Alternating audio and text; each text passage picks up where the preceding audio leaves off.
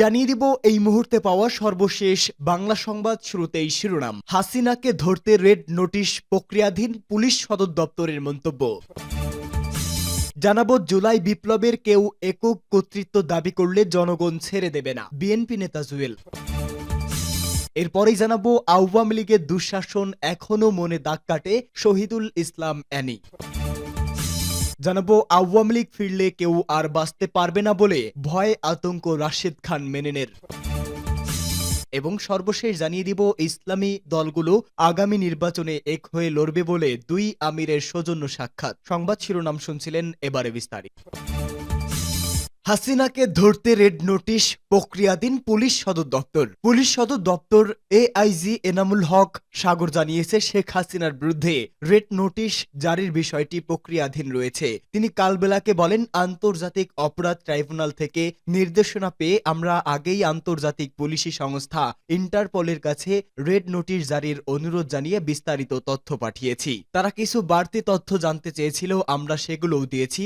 এখন তার বিরুদ্ধে রেড নোটিশ জারির বিষয়টি প্রক্রিয়াধীন রয়েছে। গতকাল রাতে এই রিপোর্ট লেখা পর্যন্ত রেড নোটিশ বা ওয়ান্টেড নোটিশ জারির কোনো তথ্য পাওয়া যায়নি। এদিকে মঙ্গলবার আইন, বিচার ও সংসদ বিষয়ক মন্ত্রণালয় আয়োজিত সংবাদ সম্মেলনে আইন উপদেষ্টা ডক্টর আসিফ নজরুল বলেন, শেখ হাসিনাকে প্রত্যর্পণের জন্য ভারতকে চিঠি পাঠানো হয়েছে। ভারত প্রত্যর্পণ না করলেও প্রত্যর্পণ চুক্তি সুস্পষ্ট লঙ্ঘন হবে। এ ব্যাপারে পদক্ষেপ কি হবে তা পররাষ্ট্র মন্ত্রণালয়ের মাধ্যমে নির্ধারণ করা হবে। আসিফ নজরুল আরো বলেন, ইন্টারপলের মাধ্যমে রেড অ্যালার্ট জারি করার ব্যবস্থা রয়েছে, আরো কিছু করণীয় থাকলে করা হবে। বৈষম্য বিরোধী ছাত্র জনতার তীব্র আন্দোলনের মুখে গত ৫ আগস্ট ভারতে চলে যান শেখ হাসিনা। এরপর থেকে তিনি সেখানে অবস্থান করছেন। গত ১৭ অক্টোবর আন্তর্জাতিক অপরাধ ট্রাইব্যুনালে বিচার কাজ শুরু হওয়ার পর শেখ হাসিনা ও আওয়ামী লীগের সাধারণ সম্পাদক ওবায়দুল কাদের সহ ৪৫ জনের বিরুদ্ধে গ্রেপ্তারি পরোয়ানা জারি করে ট্রাইব্যুনাল। ১৮ নভেম্বরের মধ্যে শেখ হাসিনা সহ পলাতকদের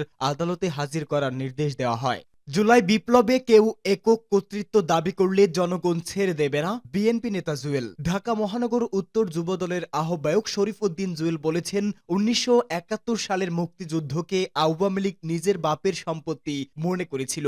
২১ বছর পর ক্ষমতায় এসে তারা দেশে আবারও এক নায়কতন্ত্র কায়েম করায় দেশ ছেড়ে পালাতে হয়েছে। যদি কেউ জুলাই বিপ্লবের একক কর্তৃত্ব দাবি করেন তাহলে বাংলাদেশের জনগণ আপনাদের ছেড়ে দেবে না। মিরপুর বশির উদ্দিন স্কুল মাঠে ১২ নম্বর ওয়ার্ড যুবদলের কর্মী সভায় প্রধান অতিথির বক্তব্যে তিনি একথা বলেন। এতে প্রধান বক্তা হিসেবে উপস্থিত ছিলেন ঢাকা মহানগর উত্তর যুবদলের সদস্য সচিব সাজ্জাতুল মিরাজ। জুয়েল বলেন, বিএনপি দীর্ঘ ১৭ বছর ফ্যাসিস্ট আওয়ামী লীগের বিরুদ্ধে সংগ্রাম করেছে। এখনো বাংলাদেশে কাঙ্ক্ষিত গণতান্ত্রিক পরিবেশ সৃষ্টি হয়নি। তারুণ্যের অহংকার তারেক রহমান ও খালেদা জিয়ার নেতৃত্বে যেই অধিকার প্রতিষ্ঠার আন্দোলন করেছি সেই অধিকার আমরা ফিরে পাইনি। তিনি বলেন, বর্তমান অন্তর্বর্তী সরকারের একটি সংগঠন আছে বৈষম্য বিরোধী ছাত্র আন্দোলন। তারা জুলাই বিপ্লবকে নিজেদের কর্তৃত্ব দাবি করছেন। এই অভ্যুত্থানে শুধু ছাত্ররাই অংশ নেননি, দেশের আপামর জনসাধারণ অংশ নিয়েছেন, প্রাণ দিয়েছেন। আর এর মাস্টার মাইন্ড ছিলেন তারেক রহমান। সাজ্জাতুল মিরাজ বলেন, ১৭ বছর গণতন্ত্র পুনরুদ্ধারের আন্দোলনে আমাদের লাখ লাখ নেতাকর্মী মামলায় জর্জরিত হয়েছেন। ৩,০০০ নেতাকর্মীকে ক্রসফায়ার দেওয়া হয়েছে, অসংখ্য নেতাকর্মীকে গুম করা হয়েছে। জুলাই বিপ্লবে শুধু বিএনপির ৫ শতাধিক কর্মী বুকের তাজা রক্ত ঢেলে দিয়েছেন। বিএনপি কখনো অন্যায়ের সঙ্গে আপোষ করতে জানে না, আগামীতেও গণতন্ত্রের প্রশ্নে কোনো আপোষ করবে না। মিরপুর থানা যুবদলের আহ্বায়ক শাকিল মোল্লার সভাপতিত্বে সদস্য সচিব আমিনুর রহমান এর সঞ্চালনায় এতে বক্তব্য রাখেন ঢাকা মহানগর উত্তর যুবদলের সিনিয়র যুগ্ম আহ্বায়ক মনিরুল ইসলাম স্বপন, যুগ্ম আহ্বায়ক তাসলিম হাসান মাসুম, আবুল হাসান টিটু প্রমুখ। আওয়ামী লীগের দুঃশাসন এখনো মনে দাগ কাটে, অ্যানি। বিএনপির যুগ্ম মহাসচিব শহীদ উদ্দিন চৌধুরী অ্যানি বলেছেন, খেলাধুলা ছাত্র দলের রাজনীতির একটি অংশ। এতদিন স্লোগান দিয়েছি, মিছিল করেছি, মিটিং করেছি, স্লোগানে স্লোগানে শেখ হাসিনা পালিয়েছে কিন্তু ষড়যন্ত্র পালায়নি। আওয়ামী লীগের দুঃশাসন এখনো মনে দাগ কাটে, তাদের অত্যাচার নির্যাতন আমরা ভুলে যাইনি। লক্ষ্মীপুর সরকারি কলেজ মাঠে ছাত্র দলের ৪৬তম প্রতিষ্ঠা বার্ষিকী উপলক্ষে আয়োজিত ব্যাডমিন্টন টুর্নামেন্টের পুরস্কার বিতরণ অনুষ্ঠানে প্রধান অতিথির বক্তব্যে তিনি এসব কথা বলেন। তিনি বলেন, ৫ আগস্টের পর বিএনপি সহ যারা ফ্যাসিবাদদের বিরুদ্ধে যুগপৎ আন্দোলন করেছে, সবাই একত্রিত হয়েছে ফ্যাসিবাদদের বিরুদ্ধে। আমাদের ঐক্য ধরে রাখতে হবে, তবে যেন তেন ঐক্য হলে চলবে না, এটি হবে ইস্পাত কঠিন ঐক্য, যার কোনো বিকল্প নেই। যদি আমাদের মধ্যে তারুণ্যের শক্তি না থাকে তাহলে আমরাও বিপদে পড়ব আবারও, কিন্তু তা আর হতে দেওয়া হবে না। তারুণ্যের স্পিড পাওয়ার ইলেকট্রিসিটির চেয়েও বেশি পাওয়ার হাই ভোল্টেজ। তারুণ্য আর রাজনৈতিক দলের শক্তি একত্রিত হয়ে হাই ভোল্টেজ হয়েছে। এই কঠিন পাওয়ারের কাছে হাসিনা এরশাদ পরাজিত হয়েছে। সামনে কেউ কখনো ষড়যন্ত্র করে আসতে চাইলে সেও পরাজিত হবে।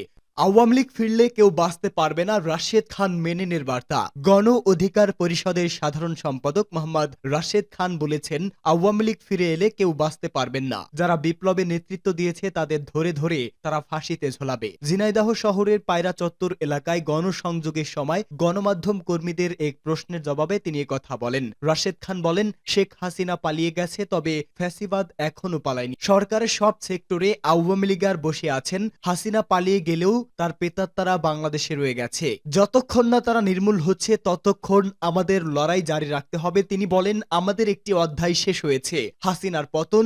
এখন আমরা যদি নতুন বাংলাদেশ বিনির্মাণ করতে না পারি, আমরা যদি আওয়ামী লীগকে নির্মূল করতে না পারি, তাহলে আমাদের বিপদ কিন্তু সামনে আসতে পারে। তিনি আরো বলেন, আওয়ামী লীগ দেশের গণতন্ত্রকে ধ্বংস করেছে, তারা দেশে গণহত্যা চালিয়েছে, তাদের নির্মূল করতেই হবে। বিভিন্নভাবে আওয়ামী লীগ ফিরে আসার চেষ্টা করছেন, তবে তাদের আগে বিচার করতে হবে। আওয়ামী লীগকে অবশ্যই নিষিদ্ধ করতে হবে। এ সময় জেলা গণ অধিকার পরিষদের সভাপতি সাকাউত হোসেন, জেলা পেশাজীবী অধিকার পরিষদের আহ্বায়ক রাসেল হোসেন, জেলা ছাত্র অধিকার পরিষদের সাবেক সভাপতি আব্দুল্লাহ আল মামুন ও বৈষম্য বিরোধী ছাত্র আন্দোলনের সমন্বয়ক আবু রাইহান উপস্থিত ছিলেন। ইসলামী দলগুলো আগামী নির্বাচনে এক হয়ে লড়বে, দুই আমিরের সৌজন্য সাক্ষাৎ। আগামী সংসদ নির্বাচনে এক হয়ে লড়বে ইসলামী দলগুলো। গতকাল বরিশালের চরমোনাই মাদ্রাসায় ইসলামী আন্দোলন বাংলাদেশের আমির ও জামায়াত ইসলামীর আমিরের সৌজন্য সাক্ষাৎ শেষে সাংবাদিকদের এই তথ্য দেন দুই নেতা। নগরীর কেন্দ্রীয় ঈদগাহ ময়দানে জামায়াত ইসলামী বরিশাল জেলা ও মহানগরের আয়োজনে কর্মী সম্মেলনে অংশ নেওয়ার আগে